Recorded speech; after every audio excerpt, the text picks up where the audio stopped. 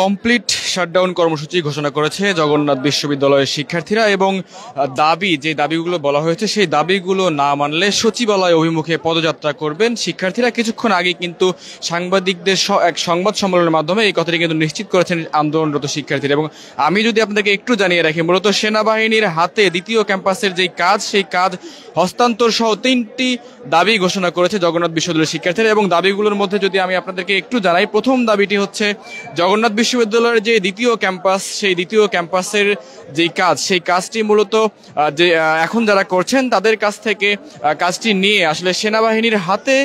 এই প্রকল্পটি তুলে দিতে হবে, যাতে করে কাজটি দ্রুত সময়ের মধ্যে সম্পন্ন হয়, এমন একটি প্রথম দাবিটি কিন্তু জানানো হয়েছে। এবং দ্বিতীয় দাবিটি হচ্ছে যেই শিক্ষার্থীরা আসলে জগন্নাথ বিশ্ববিদ্যালয়ে থাকে এই শিক্ষার্থীদের আসলে নির্দিষ্ট কোনো আবাসন ব্যবস্থা নেই, অর্থাৎ আবাসিকের শিক্ষার্থীরা থাকতে পারেন না এবং কোনো ছাত্রাবাস নেই, যার কারণে শিক্ষার্থীদেরকে যতদিন পর্যন্ত আসলে আবাসিক কোনো ব্যবস্থা না হয় ততদিন পর্যন্ত আসলে এই শিক্ষার্থীদেরকে আবাসন ব্যবস্থা দিতে হবে, এই কথাটি কিন্তু জানিয়েছেন। এবং তৃতীয় যে দাবিটি সেটি হচ্ছে মূলত এই শিক্ষার্থীদের যে দ্বিতীয় ক্যাম্পাস সেই দ্বিতীয় ক্যাম্পাসের যেই ভবনগুলো হচ্ছে সেখানে আসলে বাণী ভবন এবং যে দুইটি হলের কথা বলা হয়েছে এবং এই দুইটি ছাত্রাবাসের কাজ দ্রুত সম্পন্ন করতে হবে এবং শিক্ষার্থীদের আবাসন ব্যবস্থা করতে হবে। এই মূলত 3টি দফা নিয়েই কিন্তু শিক্ষার্থীরা গত 2 দিন ধরে কিন্তু তারা কিন্তু আন্দোলন করছেন এবং তারা কিন্তু অনশনে বসেছেন। এবং আমি যদি একটু জানিয়ে রাখি, মূলত গতকাল শিক্ষার্থীরা আসলে তাদের এই 3টি দাবি নিয়ে কিন্তু অনশনে বসেছিলেন এবং সেইখানে কিন্তু বেশ কয়েকজন শিক্ষার্থী আহত হয় এবং তাদেরকে কিন্তু পরবর্তীতে যেই পার্শ্ববর্তী যে ন্যাশনাল মেডিকেল হাসপাতাল সেখানে কিন্তু তাদেরকে নিয়ে যাওয়া হয়। এবং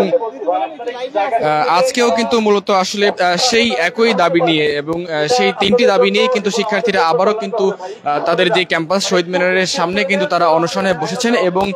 আমি যদি একটু জানিয়ে রাখি যে কিছুক্ষণ আগে কিন্তু শিক্ষার্থীরা যেই প্রেস ব্রিফিং করেছেন এবং সেখানে কিন্তু তারা বলেছেন যে আসলে 1:30টার মধ্যে আসলে যদি যে সেনাবাহিনী সেনা কর্মকর্তারা এবং শিক্ষা মন্ত্রণালয় সহ আসলে কর্তৃপক্ষরা যতক্ষণ পর্যন্ত এসে আসলে এই বিষয়টি নিশ্চিত না করবেন ততক্ষণ পর্যন্ত তারা অপেক্ষা করবেন এবং 1:30টার পরে কিন্তু আসলে সচিবালয় অভিমুখ পদযাত্রা করবেন, এমন একটি কথা কিন্তু আমরা শুনেছি। এবং আমি যদি এখন যে অবস্থা জগন্নাথ বিশ্ববিদ্যালয়ের সর্বশেষ অবস্থা যদি আমি আপনাদেরকে জানাই তাহলে বলে রাখতে হয় যে আসলে এখন কিন্তু পুরো ক্যাম্পাস কিন্তু একেবারে যেই প্রত্যেকটি বিভাগের যে মূল ফটক সেই ফটকগুলোতে কিন্তু এখন তালা ঝুলিয়ে দেওয়া হয়েছে এবং যেই জগন্নাথ বিশ্ববিদ্যালয়ের মূল ফটক সেখানেও কিন্তু তালা ঝুলিয়ে দেওয়া হয়েছে, কোনো ধরনের কোনো যানবাহনকে কিন্তু প্রবেশ করতে দেওয়া হচ্ছে না এবং সব ধরনের ক্লাস পরীক্ষা সহ সবকিছু কিন্তু শিক্ষার্থীরা বর্জন করেছেন। এবং দেখতে পাচ্ছেন যে শিক্ষার্থীরা যাদেরকে আসলে ক্লাসে থাকার কথা তারা কিন্তু এখন ক্যাম্পাসের বাইরে এই যে আন্দোলন সেই আন্দোলনে কিন্তু সবাই কিন্তু সংহতি জানিয়েছেন এবং তারা কিন্তু